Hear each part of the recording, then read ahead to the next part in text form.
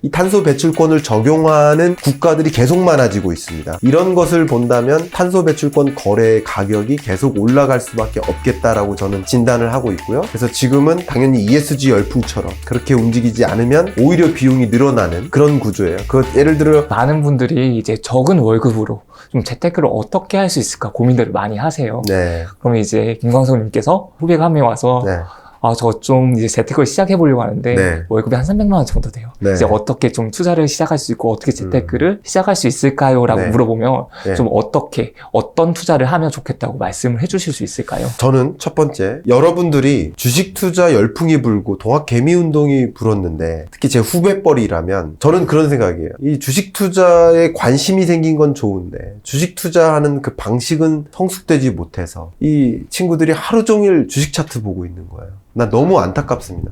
그럼 너의 성장은 어디 가니? 너의 역량 개발은 어디 가니? 너의 하루가 나머지 모든 인생을 좌지우지하는데 그렇게 하루 종일 주식 차트만 보고 있으면 어떡하니? 그럼 주식 차트 보면 그 주가가 오를지 떨어질지 답이 나오니? 또 그렇게 얘기를 해요. 실제로. 갑자기 그렇게 말씀하시니까.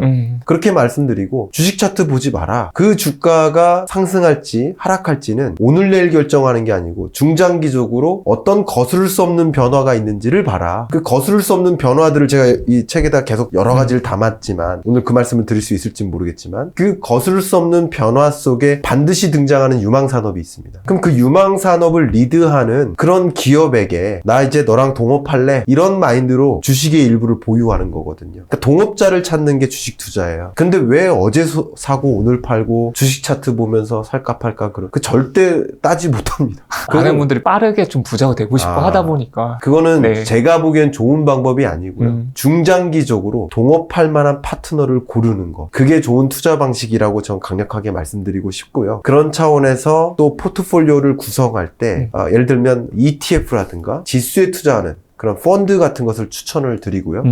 예를 들면 제가 21년 전망에서 전망책 갖고 있으신 분 273페이지 열어봐 주십시오. 제가 뭐라고 했냐면 20년 1월부터 한 7월 정도까지는 계속 금 사시라고 했어요. 금이 계속 역사상 고점이니까 금 펀드 가입하시라고. 그리고 한 20년 한 8월 정도부터는 금 이제 파시라고 했어요. 불확실성이 완화되니까 금값이 조정돼요.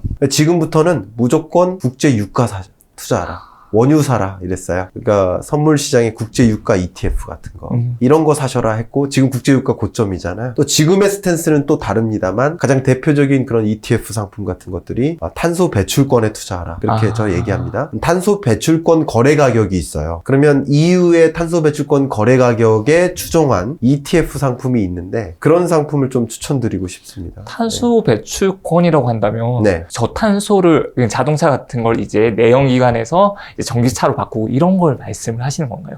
그거 정확히 설명드려볼게요. 네. 지금 탄소 배출권 거래제 3기에 돌입됩니다. 올해부터 21년부터 유상할당 비중이 있어가지고 기업들이 이걸 안 하면 안 되게 됐어요. 뭐냐면 A기업이든 제조사로 생각해보세요. A기업이든 B기업이든 너네 탄소 배출 요만큼 해. 이 이상으로 하지 마. 그 권리를 제한하는 거예요.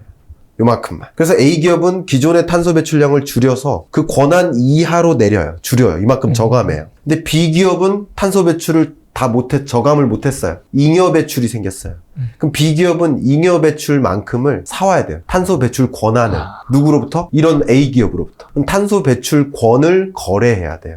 근데 탄소 배출권, 이 권리에 해당하는 가격, 탄소 배출권 거래 가격이 계속 올라가고 있어요. 왜냐면 계속 탄소 배출, 탄소 중립, 이런 얘기 많이 들으시죠? 네. ESG, 탄소 배출을 저감하기 위한 움직임을 엄청나게 해야 돼요. 이 전 세계적으로 하고 전 세계적인 겁니다. 그리고 이 탄소 배출권을 적용하는 국가들이 계속 많아지고 있습니다. 이런 것을 본다면 탄소 배출권 거래 가격이 계속 올라갈 수밖에 없겠다라고 저는 진단을 하고 있고요. 그래서 지금은 당연히 ESG 열풍처럼 그렇게 움직이지 않으면 오히려 비용이 늘어나는 그런 구조예요. 예를 들어 대표적인 게 CCUS라고 합니다. 여러분 상상하기 쉽게는 굴뚝에 거름막을 놓는다고 생각해보세요. 여기에 거름막을 놓으면 이 매연이 나가는데 산소만 나가고 나머지는 걸른다고 생각해보세요. 얘가.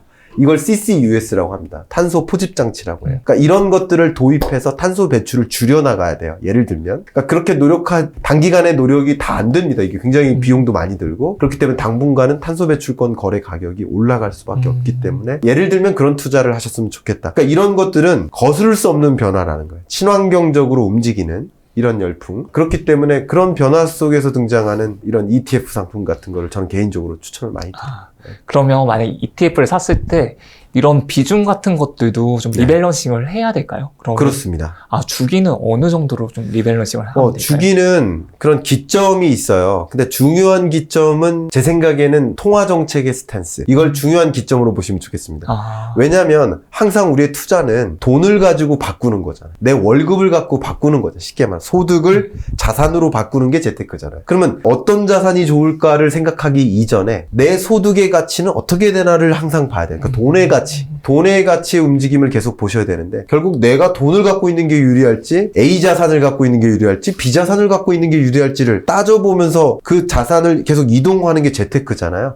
그리고 적절하게 이동하는 게 리밸런싱이잖아요. 그렇기 때문에 이 돈의 가치의 움직임 그래서 저 항상 이제 경제 전망할 때 가장 20가지 이슈를 항상 제시하는데 항상 먼저 등장하는 그 이슈를 금리 가지고만 얘기합니다. 금리. 일단은 금리 가지고 길게 씁니다. 돈의 가치, 통화 정책의 스탠스 이게 어떻게 움직이는지에 따라서 나의 리밸런싱 기간이 좀 짧아질 수도 있고 길어질 수도 있고 갑자기 바뀔 수도 있는 거죠. 예를 들면 2020년 팬데믹 위기가 왔으니까 특히 1, 2분기에 금리를 엄청나게 인했잖아요. 이때는 리밸런싱을 엄청나게 빨리 했었어야 되는 거예요.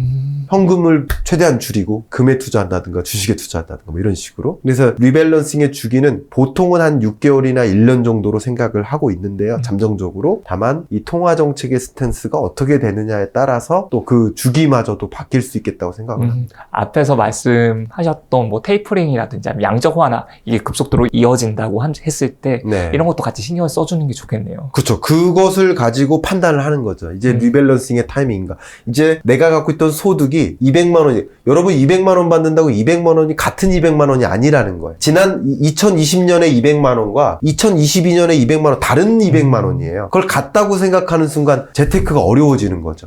이 소득의 가치가 높아지나 떨어지나를 보셔야 되는데 이제 200만 원이 올라가는 시점이에요. 그러니까 현금 보유 비중을 늘려나가는 이런 포트폴리오가 전 필요하다고 생각해요. 이런 얘기하면 증권사나 부동산 시장에 계신 분들 굉장히 안 좋아하시겠죠. 근데 저는 그게 맞다고 생각을 당연히 합니다.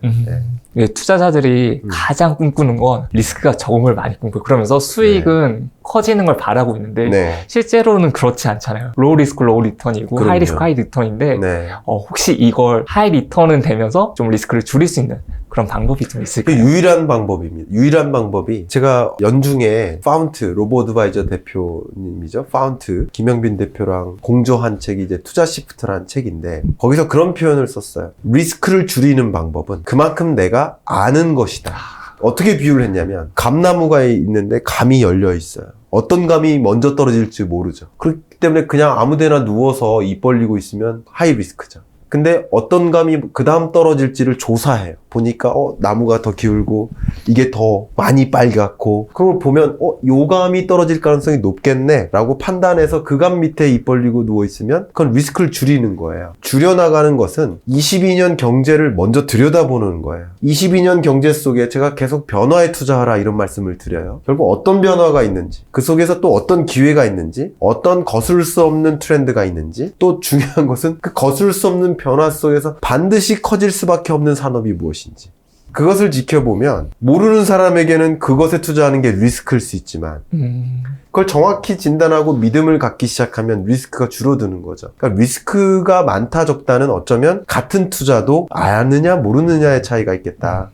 그래서 제가 항상 강조하는 게 조심스럽지만 변화를 읽어나가는 것. 어떤 변화가 전개될지 그 변화를 읽어나가는 것. 이 부분만큼은 게을리하시면 안 된다. 우리 월급쟁이 부자들이 아마 이 채널이 그런 역할을 하시리라 생각됩니다. 어떤 변화가 있는지 그런 것들을 계속 모니터링할 수 있도록 그런 데만큼은 절대 게을리하시면 안 되겠다 이렇게 의견을 드리고 싶어요.